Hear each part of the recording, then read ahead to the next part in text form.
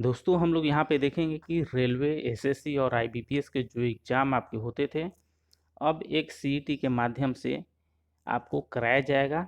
तो पूरा डिटेल से हम लोग इसके बारे में बात करेंगे कि क्या इसमें कहा जा रहा है और कब से एग्ज़ाम कराए जाएंगे, कैसे कैसे इसमें प्रोसेस होंगे, ये सारी चीज़ें हम लोग देखेंगे। कहा जा रहा है कि इसका एग्ज़ाम आपको एनआरए सीईटी के माध्यम से कराया जाएगा और एक साल में 2 परीक्षाएं होंगी, उसके माध्यम से सिलेक्शन आपका किया जाएगा। तो ये 3 जो एग्ज़ाम होंगे, पहले 3 ही एग्ज़ाम से ये आपको कंडक्ट किया जा रहा है। जैसे रेलवे का हो गया, एसएससी और आईबीपीएस को एक ही में मर्ज करके आपको एक ही पेपर देना होगा और साल में ये 2 बार कराया जाएगा।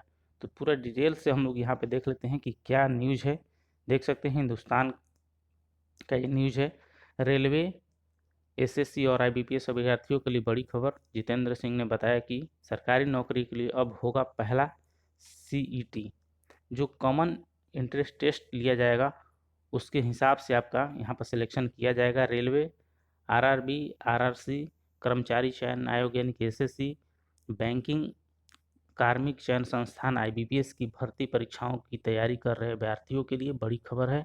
सरकारी नौकरियों में की भर्ती के लिए होने वाली सामान्य पात्रता परीक्षा यानी कि सीईटी अब अगले साल ही शुरू होगी, यानी कि अगले साल शुरू किया जाएगा इसको। केंद्रीय मंत्री जितेंद्र सिंह ने मंगलवार को यह जानकारी दी। उन्होंने कहा कि कई तरह की सरकारी नौकरियों के लिए पहला सीईटी यानी कि एनआरए सीईटी इस साल के अंत में आयोजित होना था, लेकिन कोविड-19 महामारी के चलते इसमें देरी हुई है। उन्होंने कहा कि एनआरए एक बहु एजेंसी निकाय है जो ग्रुप बी और सी गैर तकनीकी पदों के लिए उम्मीदवारों की स्क्रीनिंग और उन्हें शॉर्ट लिस्ट करने के लिए सामान्य परीक्षा आयोजित करेगी।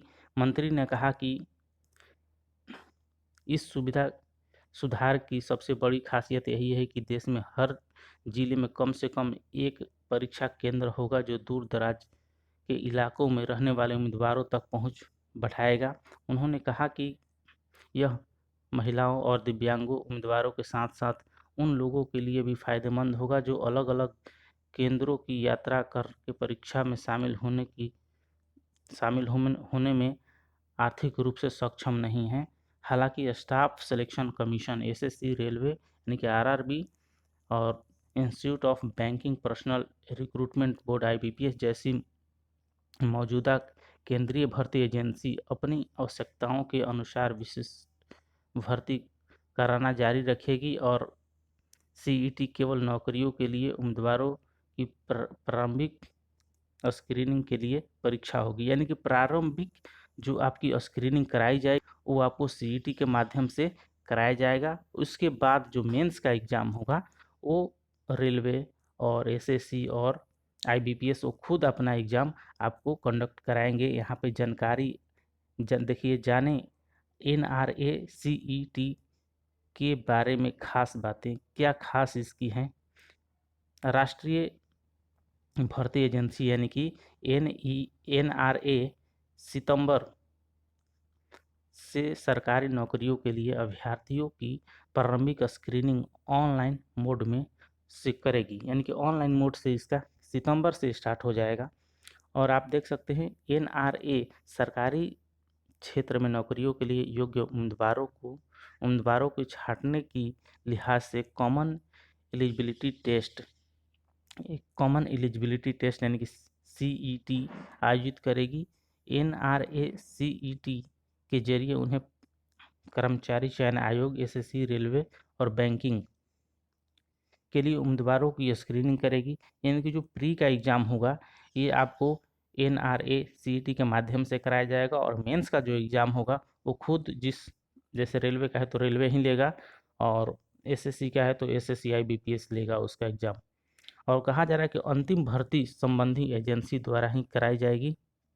और सरकार ने कहा है कि रा, राज्य सरकारी भर्तियों के लिए साझा पात्रता परीक्षा में उम्मीदवारों को मिले अंकों का उपयोग कर सकेंगे। यानी कि जो राज्य की भी भर्तियां हैं उसमें भी इसका जो मार्क्स आएगा प्रारंभिक परीक्षा में उसका भी उसमें आप वो उपयोग कर सकते हैं। और ये जो आपको जैसे प्रारंभिक परीक्षा में बैठेंगे, उसमें जो आपको मार्क्स मिलेगा वो आपको 3 साल तक वैलिड रहेगा। यदि आपका मार्क्स पहली साल बैठते हैं कम है, तो उसको बढ़ाना चाहते हैं उस मार्क्स को, तो आप अगले साल भी बैठ सकते हैं। NRACET की शुरुआत रेलवे, बैंकिंग, SSC की प्रारंभिक परीक्षाओं को मर्ज करने से होगी। यानी कि रेलवे, IBPS, SSC जो भर्ती परीक्षाएं आयोजित करते हैं, उनकी केवल प्रारंभिक परीक्षा यानी कि प्रीलिम्स NRA द्वारा आयोजित की जाएगी। प्रारंभिक परीक्षाओं के बाद भर्ती प्रक्रिया एवं परीक्षा के चयन RRB, IBPS, SSC संभालेंगे। RRB, IBPS, SSC के बाद धीरे धीरे अन्य भर्ती परीक्षाएं भी इसमें शामिल की जाएंगी। यानी कि जो भी और परीक्षाएं इसमें शामिल कर लिया जाएगा, इस टेस्ट के माध्यम से ही कराया जाएगा। केंद्र की करीब 20 एजेंसी भर्ती परीक्षाएं आयोजित करती है, जो चरणबद्ध तरीके से इसमें मर्ज हो जाएंगी। साल में 2 बार परीक्षाएं कराई जाएगी, साल में 2 बार।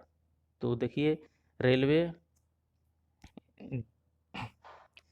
NRA group B, group C तकनीकी पदों के लिए उम्मीदवारों की स्क्रीनिंग करने के लिए एक कॉमन एलिजिबिलिटी टेस्ट आयोजित किया जाएगा, जिसमें NRA वर्ष में 2 बार ऑनलाइन माध्यम से CT टेस्ट लेगी। यानी कि 2 बार आपका CT टेस्ट होगा साल में।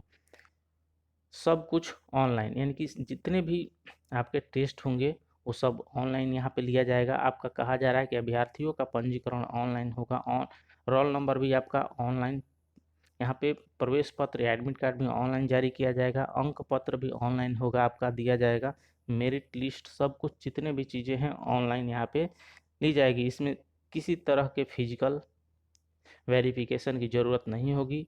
इसमें धांधली रोकने के लिए किया जा रहा है। 10वीं, 12वीं और स्नातक 3 स्तर की होगी परीक्षाएं। परीक्षाएं जो ली जाएगी 3 स्तर की ली जाएगी। 10वीं पे जो परीक्षाएं निकलती हैं उसके अलग टेस्ट लिए जाएंगे, 12वीं पे जो परीक्षाएं निकलती हैं उसका अलग टेस्ट लिया जाएगा, और आपका स्नातक पे जो परीक्षाएं निकलती हैं उसका अलग यहाँ पे टेस्ट लिया जाएगा। राष्ट्रीय एजेंसी NRA द्वारा आयोजित किए जाने वाला कॉमन एलिजिबिलिटी टेस्ट 3 स्तर का होगा। उम्मीदवार उनकी योग्यता के हिसाब से परीक्षा चुन सकेंगे। कार्मिक मंत्रालय के अनुसार CET के ये 3 स्तर ग्रेजुएट, इंटर और हाई स्कूल तक पढ़े उम्मीदवारों के लिए निर्धारित किए गए हैं। टेस्ट के लिए आवेदन से लेकर प्रवेश पत्र तक ये सब ऑनलाइन ही जारी किया जाएगा। अब कहा जा रहा है कि परीक्षा में बैठने की कोई अधिकतम सीमा नहीं होगी। यानी कि परीक्षा में जो लोग बैठेंगे उनका यहाँ पे अधिकतम सीमा तय नहीं किया गया है कि क्या होनी चाहिए। यदि कोई राज्य CET के स्कोर से भर्ती करना चाहता है तो उसे यह सुविधा उपलब्ध कराई जाएगी। कहा जा रहा है इसमें कि अधिकतम उम्र सीमा नहीं रहेगा इसमें, और कोई भी राज्य CET के जो स्कोर कार्ड आपको मिलेगा उसके हिसाब से भी भर्ती करना चाहता है तो उसको ये सुविधा उपलब्ध कराई जाएगी। CET से समय और धन दोनों की बचत होगी। CET मल्टी चॉइस यानी कि बहुविकल्पीय प्रश्नों पर आधारित परीक्षा होगी। इसके स्कोर कार्ड 3 साल तक मान्य होंगे। आप देख सकते हैं यहाँ पे दिया गया है कि इसके स्कोर कार्ड जो होंगे 3 साल तक मान्य होंगे। ये जो बहुविकल्पीय परीक्षा कराई जाएगी, इसके बाद दिया जा रहा है कि जो ये एग्ज़ाम कराए जाएंगे वो आपको यहाँ पे 12 भाषाओं में एग्ज़ाम होगी।